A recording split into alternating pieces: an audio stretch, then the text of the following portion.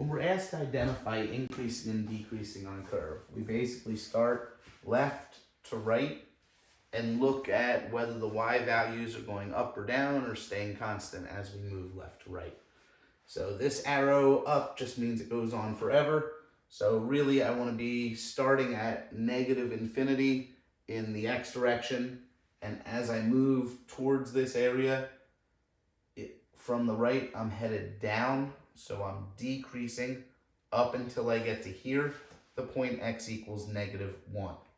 That means I should add to my decreasing list negative infinity, comma, here at the x value of -1, we see that it has a flat or zero slope, so it's neither increasing nor decreasing at that exact point.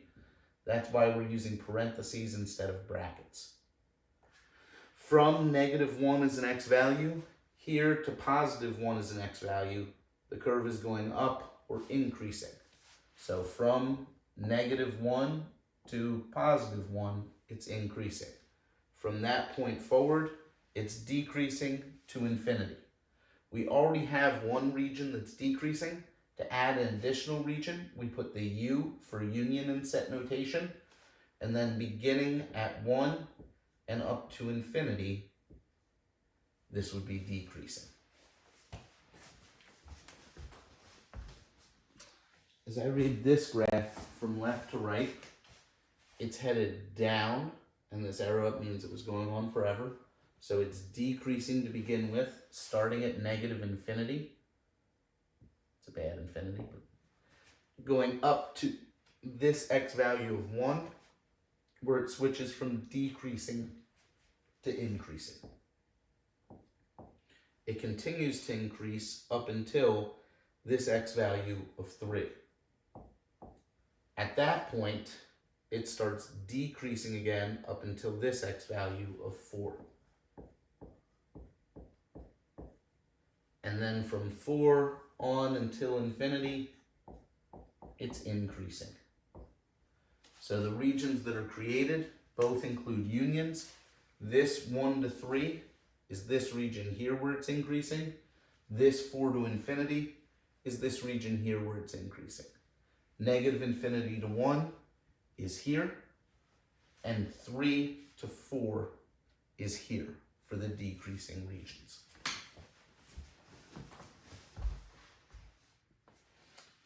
So when we're given a formula like this, in order to identify where it's increasing and decreasing, we need to take the derivative and see where the derivative is negative and where the derivative is positive. So I'm going to begin with part A here, f of x equals x squared minus 8x, by taking the derivative f prime of x. X squared becomes 2x, negative 8x becomes negative 8, and I can factor this into 2 times x minus 4. I can then say what value would make this 0. Nothing makes this 2 0. 4 is the value that would make the inside 0. So at x equals 4, there is a critical value of this function. What I then want to do is I want to put into the derivative, not the original, values of x that are less than 4 and values of x that are greater than 4. So if we start with a value of x less than 4, 3, for instance, would be less than 4. 3 minus 4 would give me -1 times a positive, would make this whole region negative. Basically, any number less than 4 that I put into the derivative would give me a negative result. A negative derivative means a function is decreasing. If I instead put in a number greater than 4, let's say we put in 6. 6 minus 4 would give me +2. Times a +2 gives me a +4. All that matters is the end sign that I get when I do this. When I put in something greater than 4, the sign results in a positive sign. For that reason, this whole region is going to be positive.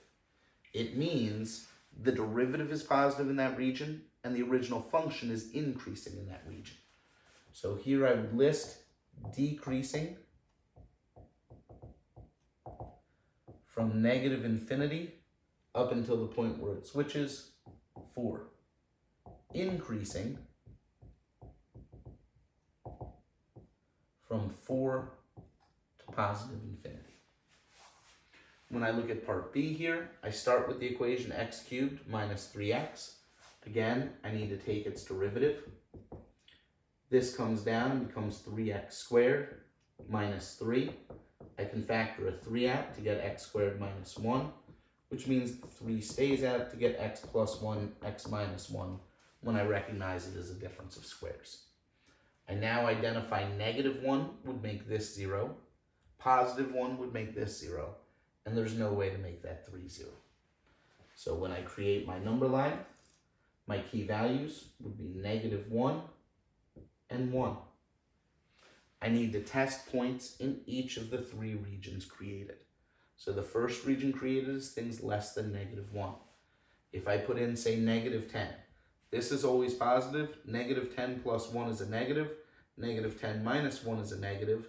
Negative times a negative is a positive, times a positive is a positive. So this whole region has a positive derivative.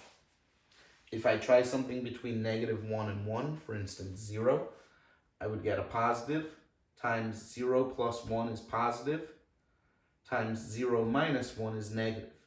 Positive, positive, negative would give me a negative overall result. So this whole region is negative or decreasing. When I try something larger than 1, say let's try 6, positive, 6 plus 1 gives me 7, positive, 6 minus 1 gives me 5, positive. Positive times a positive times a positive makes this whole region positive. Then I just need to translate my number line to say this means that the original function is decreasing on the interval from negative 1 to 1. It's increasing where my number line has been identified as positive from negative infinity up to negative 1, union from 1 to positive infinity. For question 3, we're asked to consider the function x squared minus 2x. First thing we need to find is the critical values. To do that, we take its derivative. F prime of x equals 2x minus 2, which equals 2 times x minus 1. That means the critical value is x equals 1, the only thing that makes its derivative 0. If I now create a number line based on this, number line would have 1 as its key value. Then I would plug into the derivative function something less than 1, say 0. 2 times 0 minus 1 is 2 times negative 1, would give me a negative 2. So this whole region is negative. If I plug in something greater than 1, say 3, 3 minus 1 is a positive 2, times a positive 2 is a positive 4. So this whole region is positive. I use this to find the open intervals where the function's increasing and decreasing. It's decreasing from negative infinity up until positive 1. It's increasing from that positive 1 to positive infinity. When I'm asked to apply the first derivative test, basically I want to read the first derivative number line to say, what's happening here? Am I going to a highest possible point or a lowest possible point? So at 1, if I want to determine whether this is a min or a max, I look at what's happening before. It's decreasing. I look at what's happening after. It's increasing. So at this value, x equals 1, I was going down, I'm now going up. That's going to create a point here that's going to be a relative minimum. So the first derivative test tells us that we have a relative min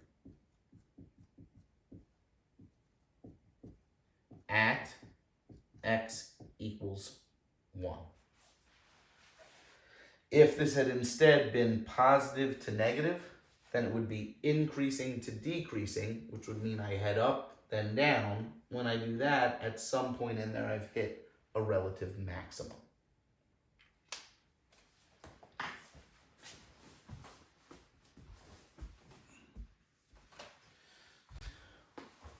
We're beginning with the function at the top here, 1/3 x cubed minus x plus 10. And then I forgot to write the second function, but it should be x to the fifth minus 15x cubed. X to the fifth minus 15x cubed. Let me just double check I have those exponents right. Okay. So first thing I need to do for this is find the derivative in order to find the critical numbers. So I'm going to take the derivative and get f prime of x equals, the 3 comes down, gets multiplied by the 1/3 and just makes it 1. So it leaves me with x squared. Negative x just becomes minus 1, and the 10 dropped off. I can factor this as a difference of squares as x plus 1, x minus 1. So I now have my critical numbers by seeing what makes these 0. Makes this 0 is -1, makes this 0 is +1. So -1 and +1 are my critical numbers. I then create my number line. I put those two critical numbers on there, -1 and +1. I try something less than -1, so let's try -8. -8 plus 1 is -7, that's a negative. -8 minus 1 is -9, that's a negative. Negative times a negative gives me a positive. If I put in 0, 0 plus 1 is 1, 0 minus 1 is -1. 1 times a -1 gives me a negative. If I put in something bigger than 1, say 5, 5 plus 1 is 6, 5 minus 1 is 4, positive times a positive gives me a positive. I can then translate this number line into increasing and decreasing. Decreasing is where I see the minus signs because the derivative is negative. It's occurring here from -1 to 1. Increasing is where I see the plus signs because the derivative is positive.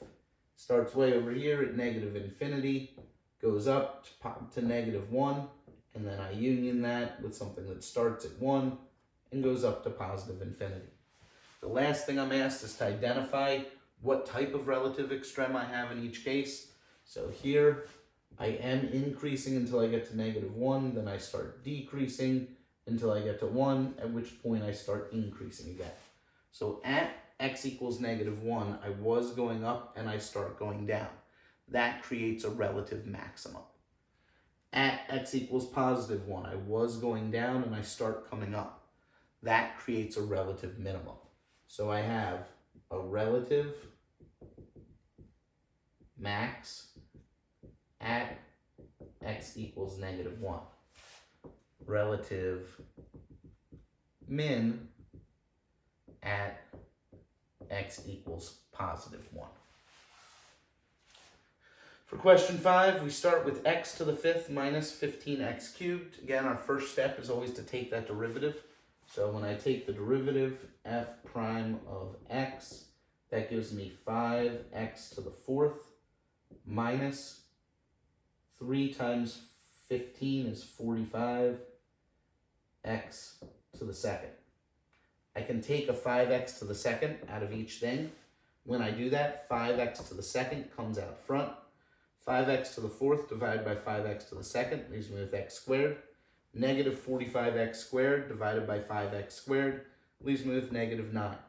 Hopefully then I recognize this is a difference of squares, so I get 5x squared, and then x squared minus 9 becomes x plus 3, x minus 3. When I'm going to pick out what the critical numbers are, 0 makes this 0. -3 makes this 0. +3 makes this 0. So x equals -3, 0, and +3 are all numbers I have to worry about on my number line.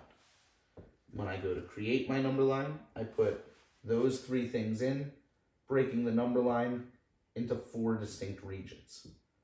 The region from -infinity up to -3, from -3 to 0, from 0 to 3, and from 3 to +infinity. If I look at something less than -3, say -5, anything squared is going to give me a positive, so this outside is going to be positive. -5 plus 3 is a negative. -5 minus 3 is a negative. Negative times a negative is a positive. Times a positive is a positive. When I get to -3 to 0, I can put in something like, say, -2. Positive, because it's being squared. -2 plus 3 is +1. -2 minus 3 is -5. Negative times a positive is a negative. times another positive is a negative. If I try something between 0 and 3, let's say positive 2. No matter what, I'm going to get a positive here because I'm squaring something. 2 plus 3 would give me 5, positive. 2 minus 3 would give me negative 1, negative. Negative times a positive makes this whole region negative. When I then look at something beyond 3, let's say positive 5, this gives me a positive. 5 plus 3 is 8, positive. 5 minus 3 is 2, positive. Positive times a positive makes this whole region positive. When I'm asked to find the open intervals in which the function's increasing and decreasing, it is decreasing, starting at negative 3, going to 0, and then union from 0 to positive 3. You might say, well, why do I even need this union? If this ends at 0 and this starts at 0, then shouldn't it just be from negative 3 to positive 3? On the number line, everything is negative from here to here. But at 0, it stops. When I say it stops decreasing. The curve's going down, it hits an x value of 0, and it stays constant ever so briefly before then deciding to decrease even more. This really comes from the squared term that's factored out, which creates kind of a touch point where something doesn't go through, but just goes up to it and then keeps going. So it's an odd case, but it's one where I want to make sure students are aware you don't have to switch every region. There can be times where because of one of these squared factors, you end up creating a critical number which is important and is a place where the derivative equals 0, but is not a place where you switch between increasing and decreasing. You absolutely need this union here to say that 0 itself is not included in the decreasing region. When I'm doing increasing, this is more straightforward as we've done it in the past. Here I just look and say from negative infinity to negative 3. I see that I have positives above my number line, and then I union that to where I have positives at the end from 3 to positive infinity. If I were to draw my arrows to say what's happening, I'm going up until negative 3, at which point I go down. Then at 0, I go down again, only to pass 3 and go up again. So here at negative 3, I was going up, I start coming down. At 0, I was going down, then go down some more. At 3, I was going down and then start going up. These two we've dealt with before. This is one that creates a relative max. So relative max at x equals negative 3. This is one that creates a relative min because we were going down and now start going up. So relative min at x equals positive 3. But what do we do about this 0? We went down, paused for a second, then went down again. Does that create a relative min or max? The answer is it doesn't. It doesn't create a relative extrema unless I switch from increasing to decreasing or decreasing to increasing. So I don't need to identify it as a relative extrema when I answer something like part D here.